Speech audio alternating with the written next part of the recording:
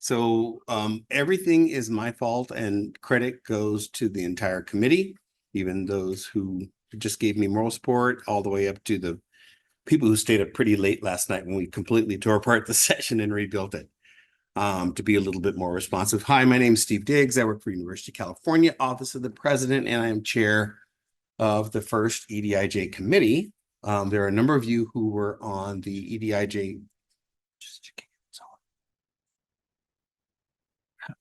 There we go. Hello. Okay. Hi, my name is Steve Diggs. Still, haven't changed my name. Steve Diggs still. Crosby, Stills, and Nash. And I think this is a very unique charge. One of the things that the hallmark of ESIP is that when you get into a session, people have expertise in a given area, and you can come and you can ask questions. And people say, 10 years ago when I got in this field, my technical experience was this. And you go, wow, I really benefited from being in that session. This is not that. This is something where all of us have equal responsibility, but to a great extent, all of us have equal experience. And we're all bringing different experiences to the same thing. So, but that said, let's get started. This is a very interactive meeting, and we are trying not to go the entire 90 minutes because the back half or the back quarter of it will be a reconstitution of the committee to come together and digest some of the information that is coming out of this session. Just so you know, you are all invited to stay and become part of the committee. Okay, so the first thing we're going to do is form up into groups. Anybody want to do head count? I'm so scatterbrained that I'll start counting and then I'll start again at 2. So how many groups do you want? We can just count off that way. We have 24. we have 24? 6 groups. 6 groups of 4. So count off. Sure, let's go. I'm out. Oh, no, you're not. No, you still gotta do one. So you're 1, 2, 3, 4. 1. Now we're doing 6 groups. Oh, 5. Oh, no. 6 groups. See, I told. 4 groups. Excuse me, online people, we're normally not like this. Yes, we are. Yes, we are. 1. 2, 3, 4. 1. 2, 3, 4. 1. 2.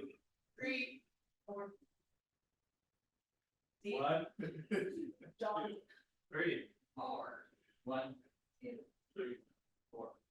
And I have kept myself out, so that's fine. Okay, all right.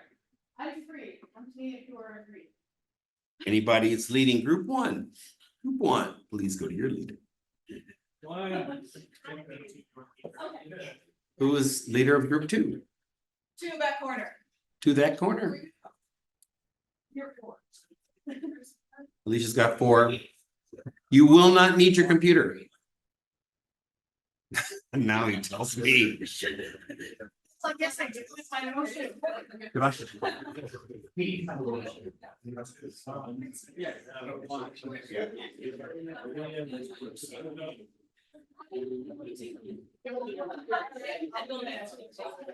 There you go.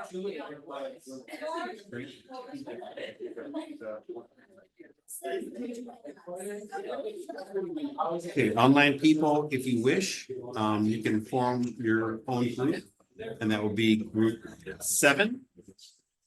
Yeah. And okay, everybody listen up. We have sprinting. Thank you. And when we come back, everybody please check in on the shared doc or with SCED or something. Yeah. Okay. Yes, that'd be great.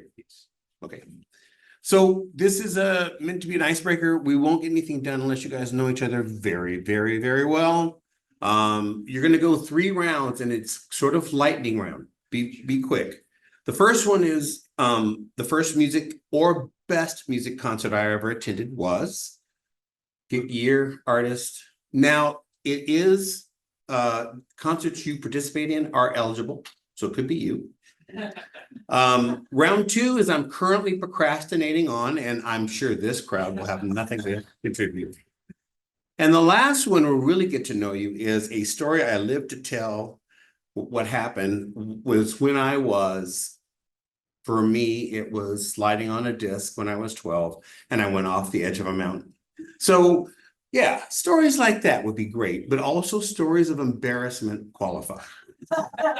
So if you wanted to die, is equal. Okay, you guys have 10 minutes? Go. Okay. All right. Thanks. And you want to bring the online people back into the, yeah. All right, thanks, everybody. I think you all know each other a little better. There was a lot of laughter and probably how many people heard someone say a concert that they didn't expect from someone else? It was an audio. Ah, we're good. Yeah, I mean, you just never know until people open up and tell you their life story. And part of that is one of the more non-controversial thing is what music they listen to, and maybe even in retrospect, sometimes what they consider to be their first or best concert. So we're up to our first next interactive thing that we are using to take data. What would you like to get out of this session? So it is a Slido. You can pull out your phone, use the code, the visual code, the QR code there. And let's give it 2 or 3 minutes at least to see what we come up with. To-do list. It's ambitious. Okay, enlightenment just trumped that. So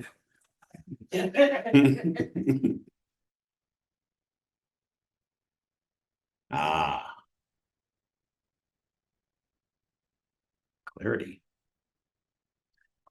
If we get friendship, knowledge, enlightenment, and clarity in 90 minutes, I set up with the best practice.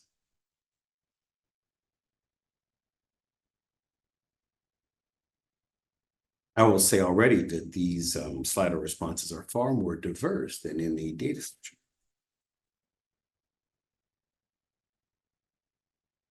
The question for you is, should they be?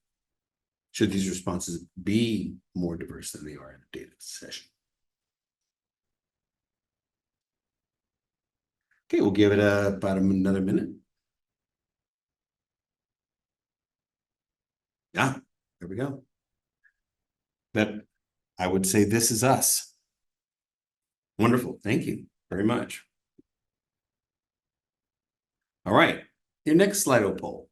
So we have 3 people. Now, if you were in the EDIJ first committee meeting and you know who they are, respond later.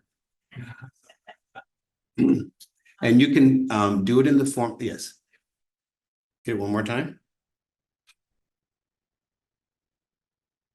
That's if you want people to see other people's responses, otherwise go back. No, I'm gonna have everybody start in right now. And we'll see. So make sure you respond to all 3 in the form of 1 is name, 2 is name, 3 is name. I will give you a hint. They're all have some connection to earth science.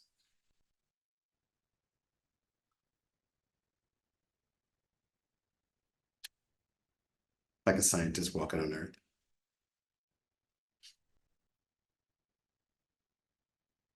Do we have votes are in?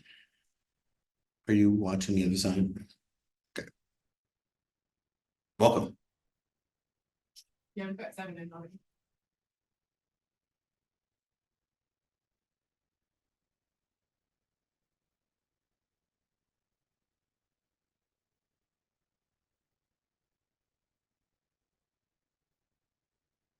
First, really bad. Sorry, say again. Ah, I know who that is. I just don't know their name. Right. Yeah. I say that a lot at this meeting. I know who that is, but I don't know their first name.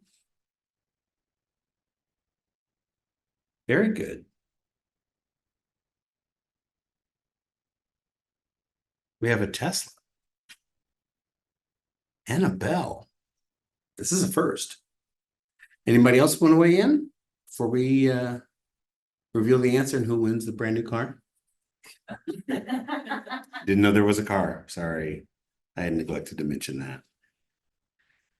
Okay. And sometimes the axes of diversity that they exist on is somewhat unexpected. A lot of people got Katherine Johnson more than got Turing, which is a testament to the Hidden Figures movie. We are all victims of popular culture.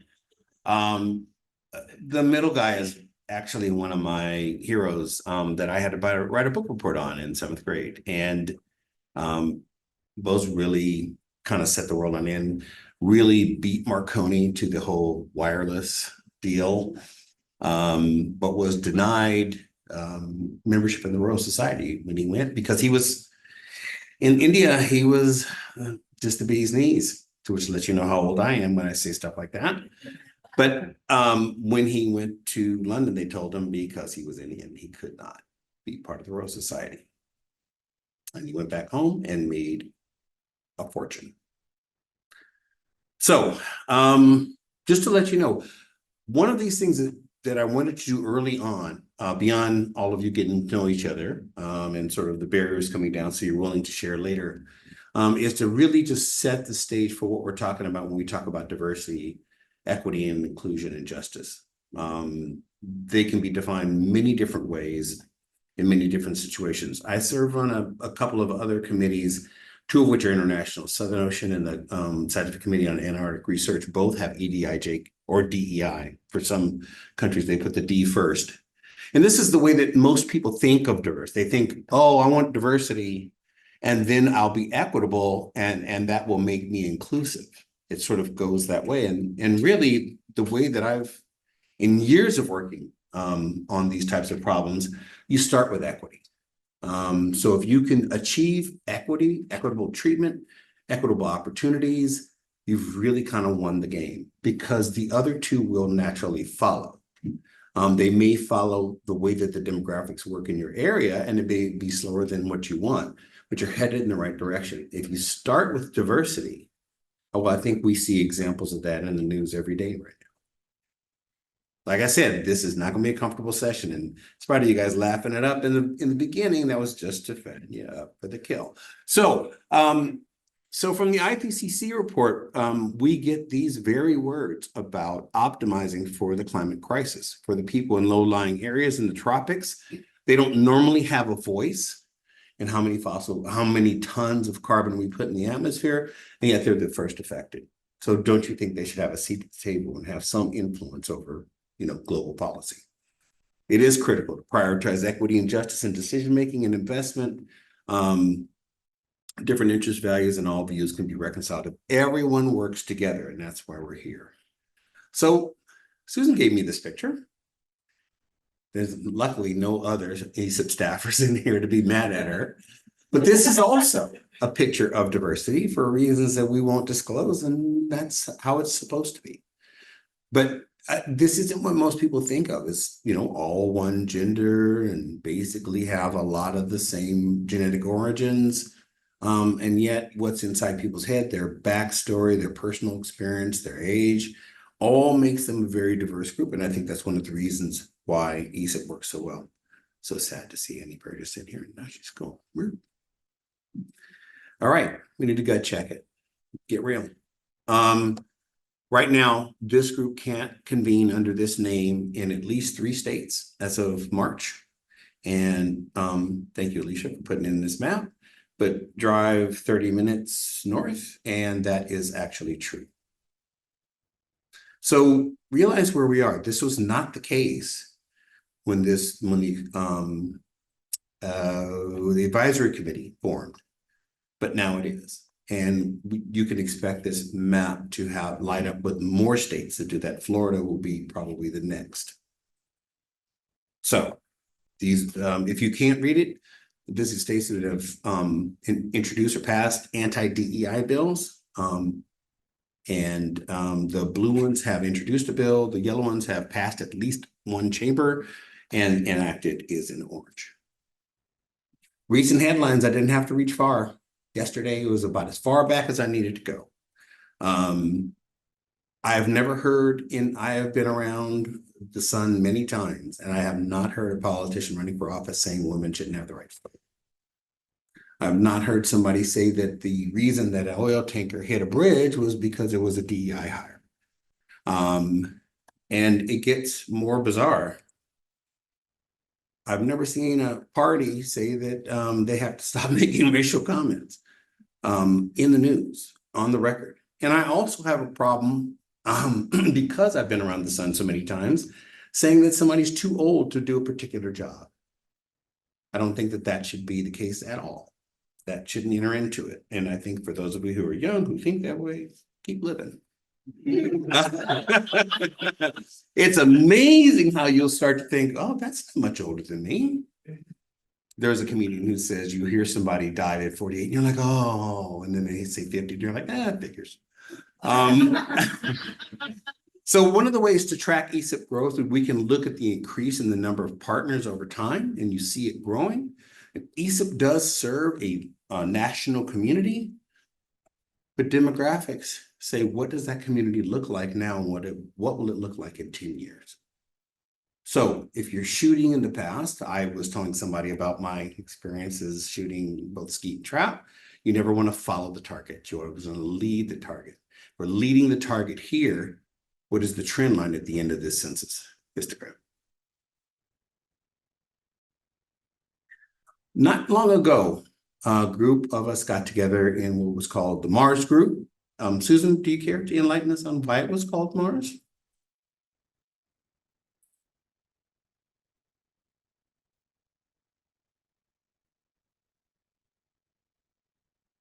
The model we were using, I believe it came out of some, I don't know, Harvard Business Review, some mission and vision strategic planning experts. And they recommended that to lead our process, we create a Mars group. And that basically goes with the analogy of that if we were to recreate our organization on Mars, on a planet where it doesn't exist, right? What are the essential elements and characteristics of this community do we want to have in that group of people to represent, to bring the culture forward into this new place? So we assembled a Mars group, and that's why it's called the Mars group. And one of the courageous things about forming the Mars group was to go directly at the mission and vision of ESIP through, among other things, certainly an EDIJ lens, but modernizing it for the group of people who now come to ESIP. So you see here a mission and vision statement, and it has language that we try not to use to support. This is the old one, sorry. Thank you for the correction, Susan.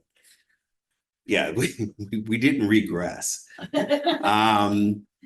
But to be a leader, these are all very passive statements. So if you support can, come in a lot of different forms, and it's very hard for people to come back and say, well, you didn't really support that. And it's like, yeah, we did. We told them that we weren't against it. So here's what these things look like now. And you can see the spirit of EDIJ sort of woven into this. I'm going to take this opportunity to say that the work of this effort is the entire membership of ESIP. It will be the job of the committee to focus the effort, to identify opportunities, and to be a little bit visionary about which direction we head. But really, if it doesn't work if there's just a committee doing it. Empower innovative use. I mean, who's going to be against that? In earth science, and to solve our planet's greatest challenges together. This is very inclusive. This isn't just the US, and it's not just one discipline, it's everybody. We also set about working with core values, and I believe if memory serves, which it rarely does, we started with values.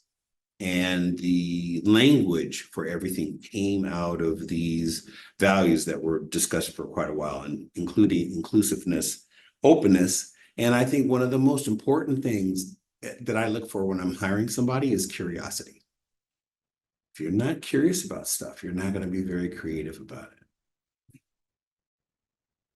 And of course, these are the ways that we described these core values. I really dislike when people read to me, so I won't do it to you. Also, you will fall asleep.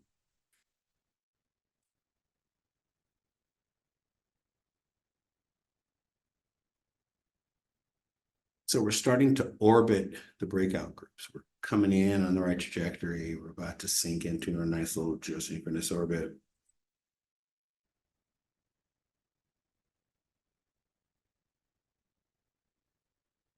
And feel free to ask a question. There are no guarantees that you will get an answer. All right. So we have seen officially what ESIP stands for, and in no uncertain terms, very well spelled out. When we are talking about EDIJ, equity, diversity, inclusion, and justice, I like to tell the story that I cannot remember the person who came up with it originally, but it's the story of Betty's brown cookies, but I turned it into Ben's. Ben has 2 children, Zelda and Christopher, and he bakes 4 cookies at a time. Now, every time Ben bakes cookies, he gives his child Christopher 4 cookies and Zelda gets none. This is just the state of things.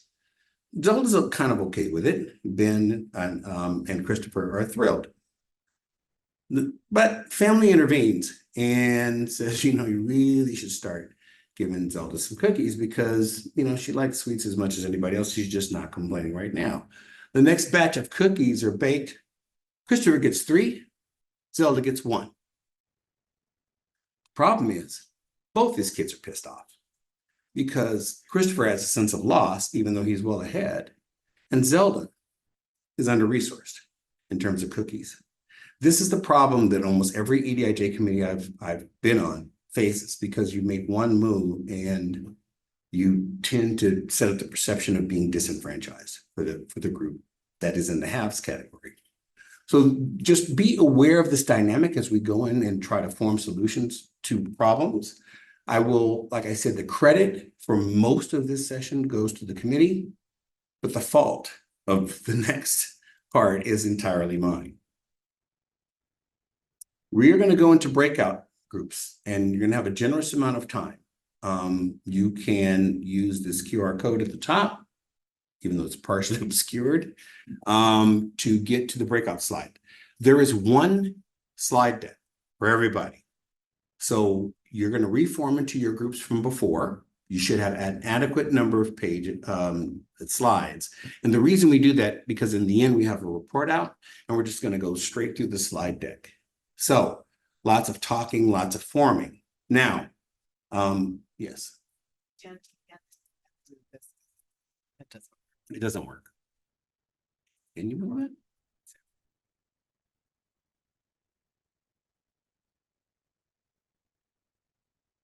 I'll get to the Santa Barbara charter later.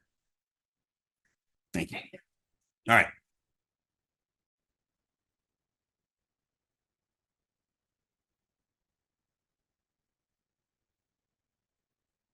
All right. So I'll read through these so you know what they are, the subtext. I didn't do a good job of outlining them so you could see. What does the phrase DEI hire mean today? Well, before it had a positive connotation, but now maybe not so much. There is an opportunity to do a literature search and review because we are have an academic environment that we operate under. Even in ESIP, we look for peer-reviewed literature on the topic, and this topic should be no different. There's a wealth of information that I got from the Southern Ocean EDI committee, and we compiled that into a folder. The charge with this group would be to go at it with your computers and try to find more. The folder is about 2 years out of date, so there probably are a ton more published papers. Many of the groups that started for EDIJ started after the George Floyd killing in June of 2020. That was the last time this folder was really updated. So a lot of it was pre-COVID even. Even taking the published on the webpage ESIP mission and vision, take what we now are feeling or know through an EDIJ, and let's see if we can enhance that language a little bit. This is just an exercise. There is no obligation for Susan and staff to take this on and put it on the page. There is the concept of things you can do inside ESIP. Thank you, John Ralph. And outside ESIP. As we had a discussion last night, we don't just exist within ESIP, and nor do we stop doing EDIJ things the moment we leave the summer meeting. These are things that would probably be continued in your career, in your personal life. Start to ideate and separate them into two categories. These would be things that we would do inside ESIP, and these would be things that we would engage with outside of ESIP. And then finally, this is a real personal one for me. For those of us in oceanography, when you're setting a course or in orbital mechanics and you're off by a little bit, to do a course correction very late in the game costs a lot of energy. One of the things that I've constantly criticized NSF for, and yes, I will say this clearly into the microphone, is starting too late. Usually starting with early career and graduate students trying to enact things that have to do with EDIJ. The time to start, the time to get people's interest, these young minds interested in science is as early as possible, preschool, kindergarten, if, at the latest. Because I think many of us can trace our path to the seats that we're sitting in now very, very early in life, and not something that happened after your undergraduate degree.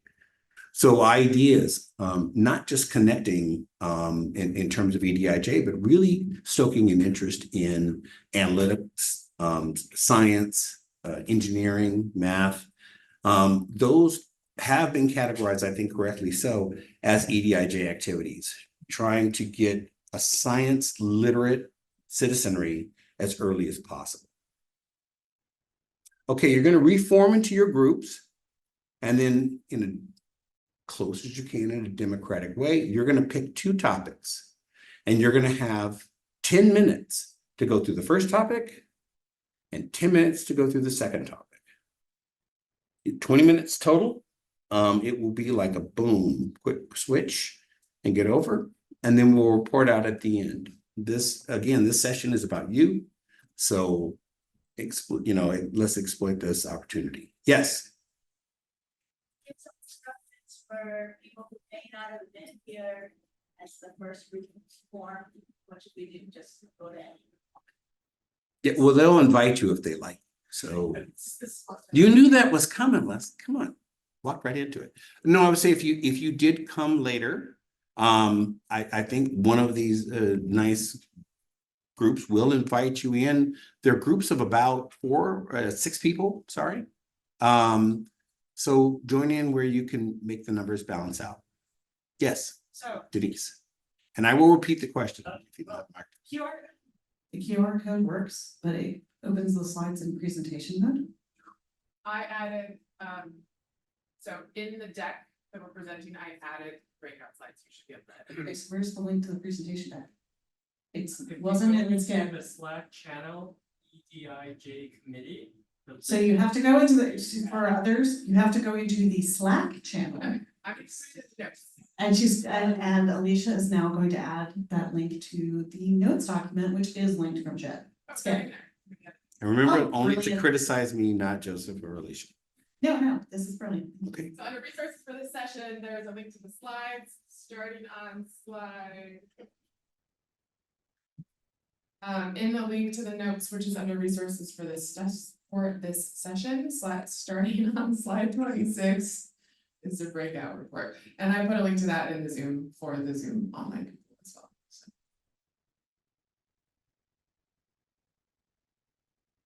Any other questions before we get started?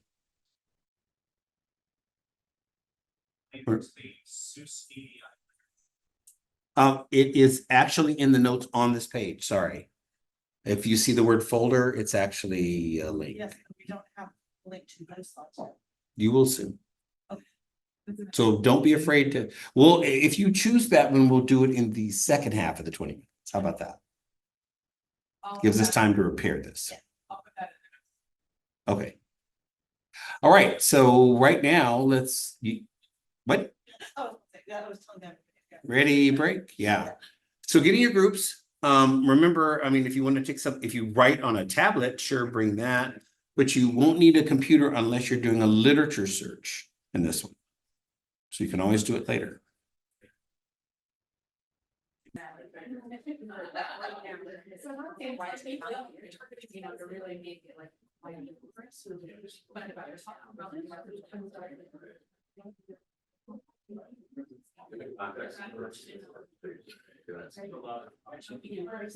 Okay, I would like your attention for just a second, please.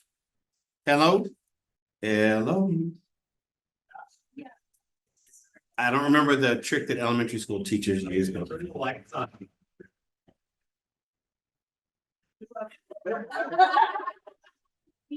I didn't know you were all Manchurian candidates. That's all of a sudden agents activated. So before you go, and break in your group, please, pick a presenter, to present your ideas. I'm gonna present them from here. So the person can get the microphone and just, talk us through. Any members of the group who would like to add something can do so at the end of that person's presentation. So, pick your person and, go back to your regular seats. And we'll get started. We had such a good time that we burned through a lot of our time, but we had a lot of extra time. And those of us who will be on the committee can meet during lunch if you think that's okay. All right, so let's bring it back. Breakouts. Yeah, that's Cool. Raise your hand. Incomplete slides are okay.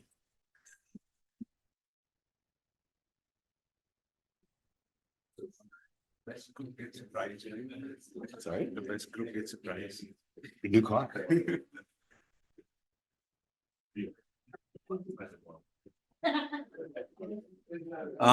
John would like me to remind you all to sign on the shared notes document with your name and affiliation, please.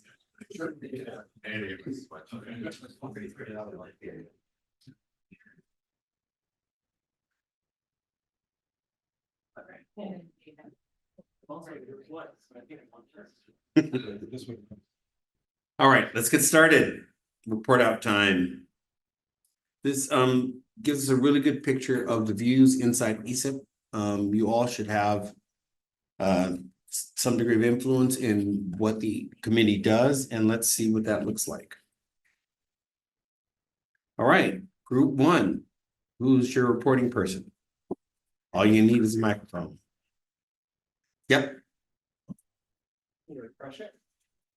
Well, I just bolded the important parts. Maybe, yeah, it's done. Is this on? Okay. Yep. So we approached Inside Out and Project Next Gen to make it very quick. I tried to bold all the very important parts. We were thinking about better ice-breaking strategies, mentor peer for first timers. Technically, this is my first time at an in-person ESIP. I forgot that the new person introduction circle was even happening outside. So I didn't attend that. But also a mentor pair for first timers, especially for people that may be here that don't have strong existing ties to the ESIP community already.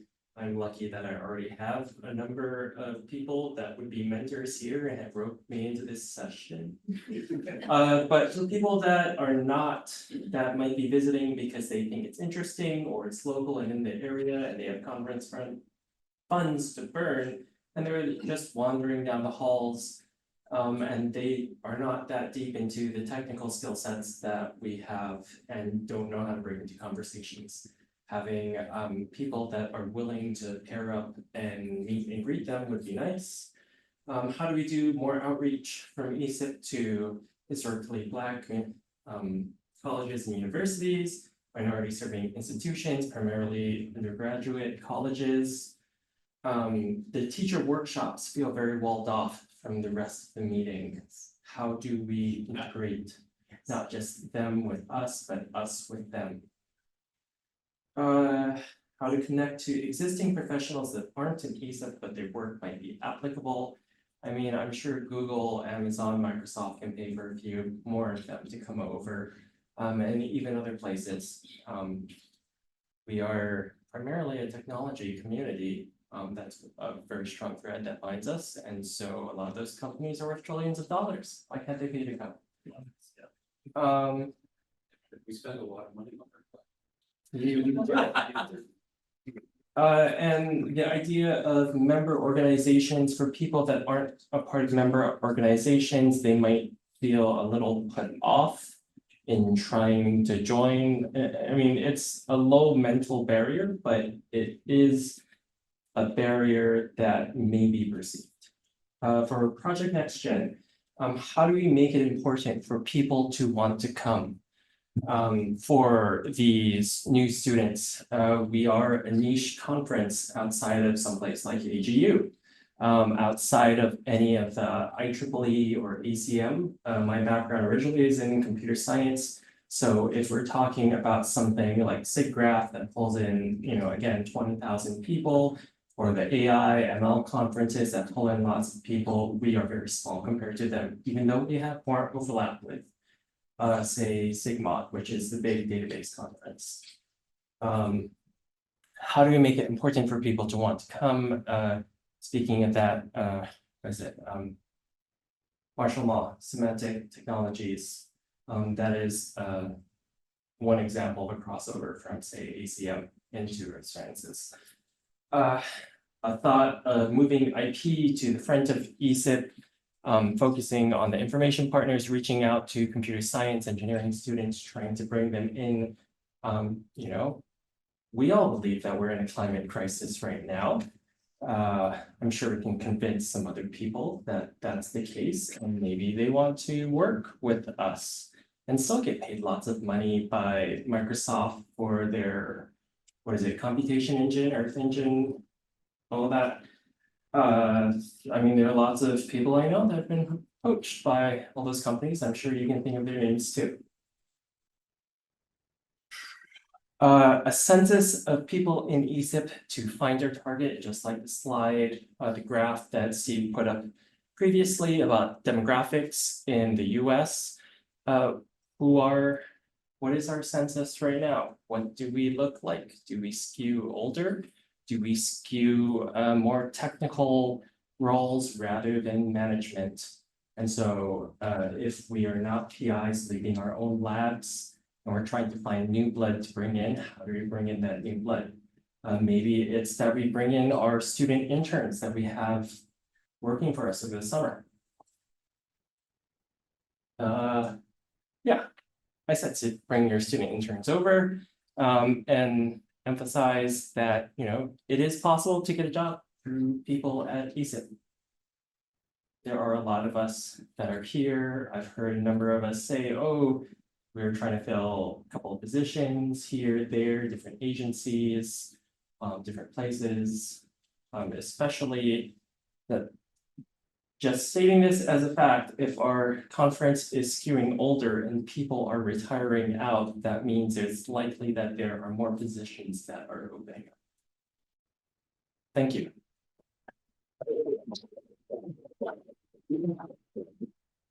Hey, group two.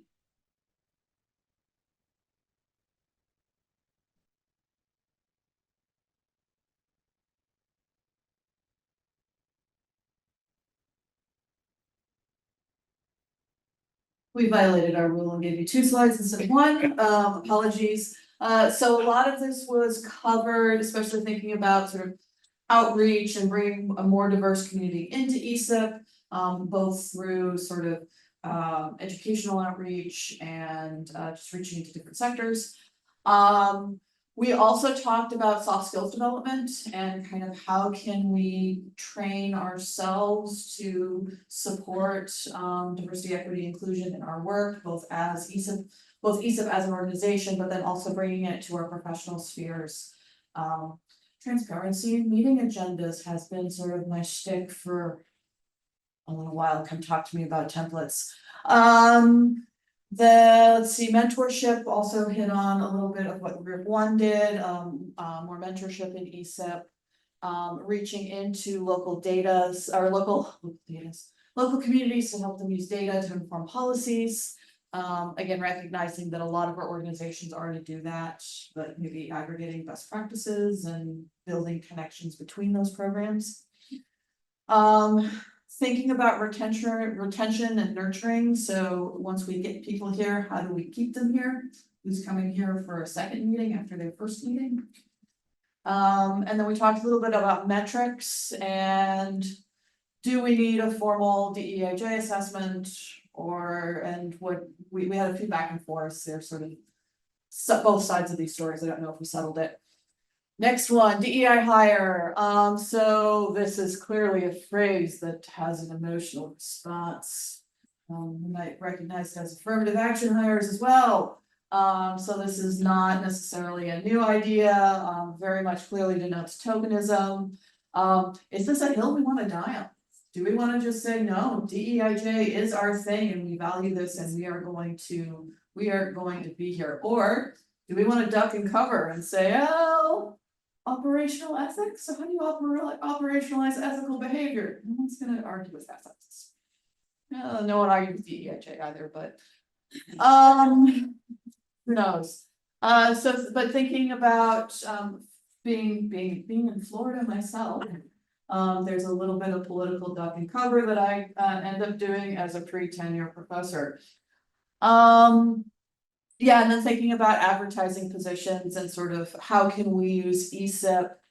If we do get a more inclusive umbrella here at ESIP, can we cascade that to our partner organizations via job recruitment? So if we have a diverse pool of fresh incoming new minds, can we use the ESIP job boards to start funneling this new broader population into our respective organizations to make them more diverse? Did I miss anything?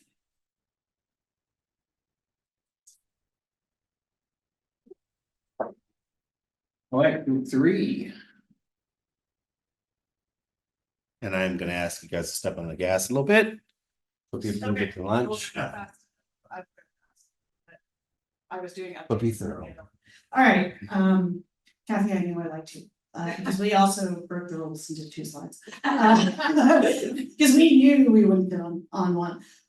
We started talking about DI hire, and just like Kathy brought up, it's often used to diminish someone, reminding people that this is not, you're not hiring a less qualified candidate. This comes into play when all else is equal.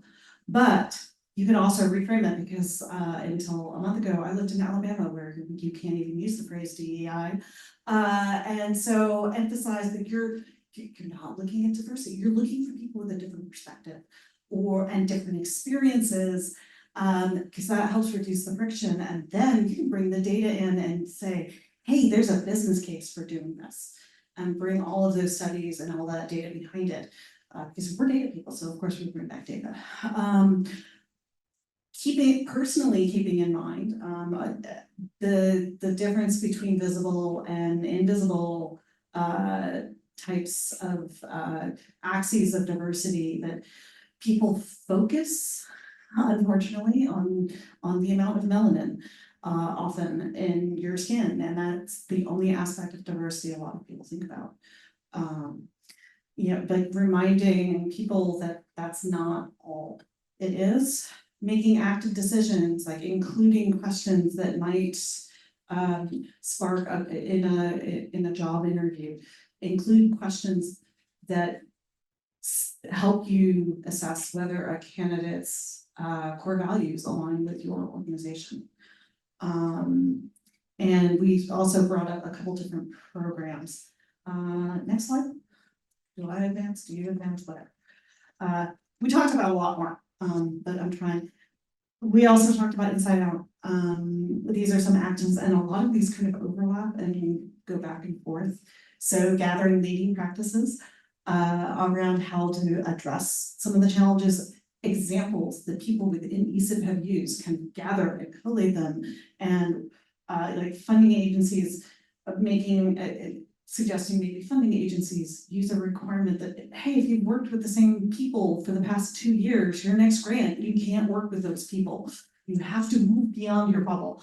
And looking at funding processes, code of conduct, community participation guidelines, sharing people's experiences of how they've looked at ESIP's community participation guidelines and then applied them elsewhere. I want more records of that because I love that data. Because again, we bring people together here. You know, ESIP was started because agencies needed to work across to make sure that they weren't duplicating effort. Let's take that and get like NASA's EDIJ folks and NOAA's EDIJ folks and maybe some university people and bring them here and get them to work within, help us work within ESIP. Also taking an assessment of who's already here. Something that isn't on this that I added, provide trainings, continue to provide. We've provided some bystander intervention trainings, but this is where you can also do that for here, so we better here, and then we take that as almost as a train the trainer and push that out as well. Outside, sharing those leading practices that have worked. For people who are creating new initiatives, they can see what we've already done in ESIP. So sharing those stories, and we can serve as a node to connect groups and people, you know, especially kind of around who's not, like take an assessment of who's not here. That's not always, because you don't always know who's not here, but yeah, you can start doing that, and as you start pulling more people in, they may be able to help identify who else is here. So very brief, anyway. But not free. All right. Or, Need to reload. oh, yeah. Copy them over. Okay, I'm gonna make it super brief because I think there's an online group that has slides as well. So we covered the Project Next Gen. There were some of the very same topics other people talked on, so nice to have some alignment there. Overcoming hiring barriers, how do we actually get people trained up on how to actually navigate USA jobs, provide accurate language for PDs, and sharing lessons learned. Related to that, I think it would be interesting to go through the job board in ESIP and review job descriptions that worked. What do you think got the candidate you were looking for? And can we put templates together for other people to also reflect some of that language in their job descriptions? Mentoring, sponsorship, and networking programs came up, and then the pipeline, rated river model pipeline as a way to start earlier. And then for DEI hire, we talked a lot about same things, demographic analysis across ESIP to understand where the gaps are based on the changing demographics slide that Steve showed. And then also allyship training came up. You know, if you do overhear something related to a DEI hire comment, if you're an outsider, how do you approach that situation? If you're in a weird power dynamic situation, how do you approach it? How do you speak up? If you don't have any social capital with the people that you're speaking with, or if there's intersectionality challenges, you know, what are the tools and training you might need?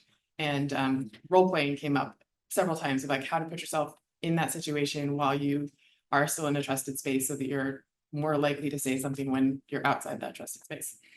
International considerations, so considering different cultural and legal practices, and then making sure to balance diversity and merit.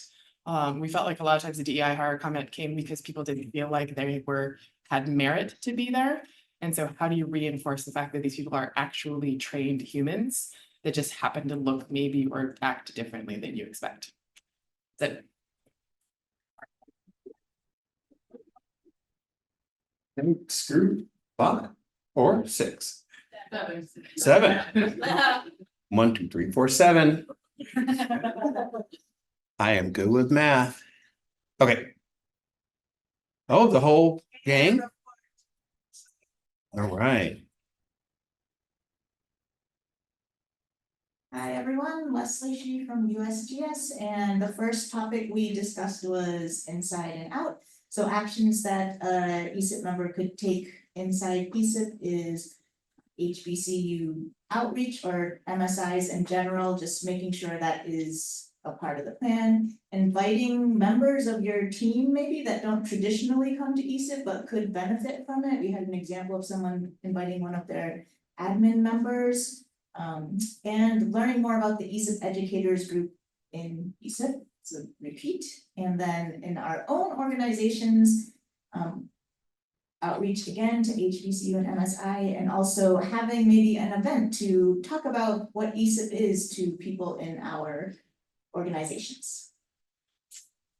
Thank you. Amy Kwame from Howard University. For next gen, next slide. We talked about providing more immersive opportunity through volunteering, through the organization. That would be very helpful for young people to get involved. Outreach to community organizations such as Girl Scouts or any local community organization in our neighborhoods. Making a playbook of activities. So someone brought up having earth science walk, talks, tours. We have some activities, examples online that would be helpful for members to use. Different methods of exposure to different sciences, finding out what centers are in your area, maybe a library, again, local organizations. Providing a crowdsourcing of undergraduate internship opportunities at partner organizations for students to tap into. Job opportunities, again, sharing that broadly, internal and external, and YouTube is very powerful. So can we crowdsource some activities that students and young people can get involved in that we approve of, that can be interactive for students? Thank you.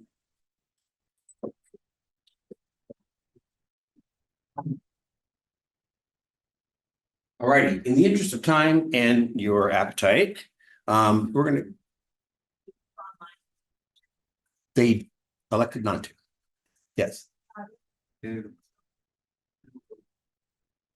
Yep. So we're good. I mean, we're being as exclusive as we can. The people online, thank you for participating. For those of you who decide to show up today, we do have, and we'll be circulating two other polls on that have to do with follow-up. But for now, I want to say on behalf of the entire committee, which could include you, thank you for coming, giving of your time. I know that there's a lot of interesting things at ESIP that you could be doing, and the fact that you came here and gave us such much needed information is much appreciated. So You can officially sign up for committee